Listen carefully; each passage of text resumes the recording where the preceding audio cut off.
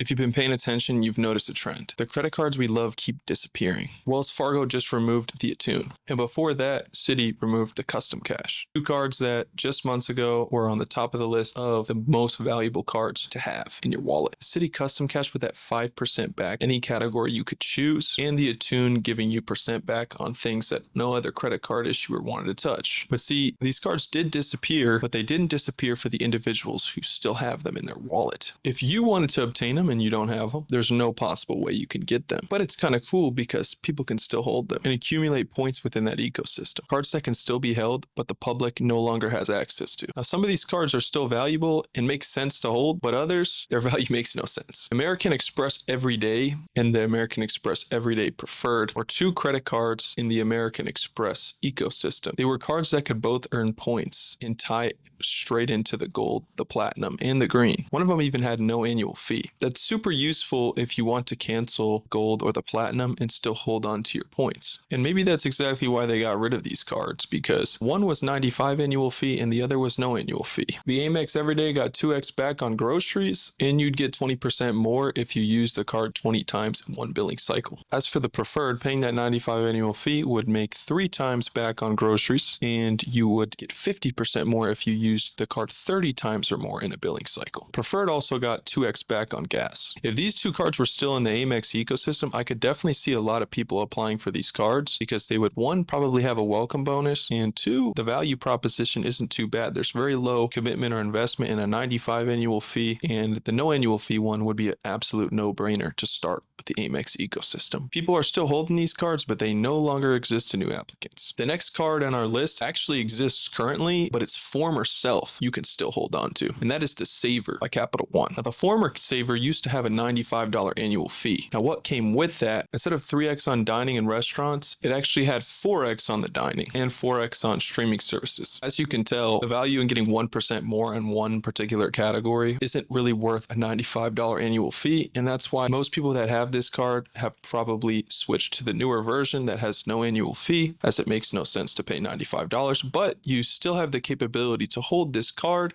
and accumulate transfer partners with it because it's an annual fee card. Now, this next card is very famous and people probably still hold on to this one. It's the Citi Prestige. What made this card so special is it got 5x back on travel and restaurants. It got 3x back on cruises and hotels. It came with a $250 annual air travel credit. It would give you a fourth night if you booked 4 days in a row on their travel portal as well. It gave you global entry and pre-check. Priority pass, it had a $495 annual fee. Now, individuals can still hold on to all this, but remember, the most valuable thing about all high annual fee credit cards is the welcome bonus. So even if you could theoretically hold on to this card right now, I wouldn't recommend it. But you could definitely easily make back the $495 annual fee with that travel credit and the fact that you get a fourth night free every time you book through their portal. I can imagine some of the accumulation and the value you could get from that.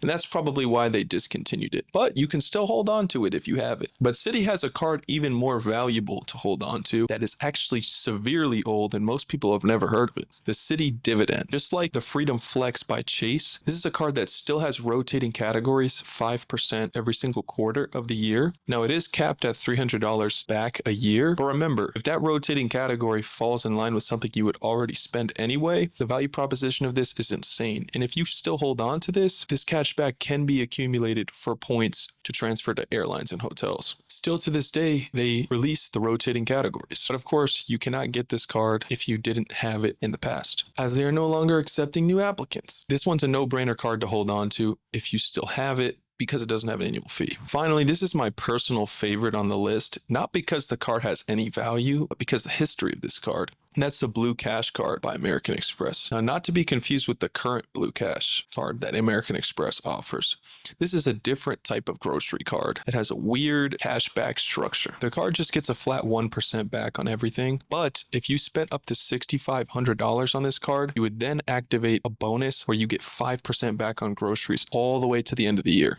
Now, unless you were spending hundreds of thousands of dollars on groceries every year, this card's value proposition makes absolutely no sense to keep. But remember, this card is a no annual fee card. but I found it very interesting that you can still hold on to it to this day. And that's pretty much all the notable cards that you can still hold on to, moderately relevant. If you know of a card that you currently have that you can still hold on to, please list it in the comments section below. I thought this was a really fun video, but some of these cards are actually still useful in their ecosystems, and that's why I have them in the Legacy tab on Cardocrat.com. So individuals that do have this still in their wallet can be able to add it to their wallet and fundamentally understand how they can fit that into the value proposition of their spending. So that's it for the video. Stay tuned for the next one. Subscribe.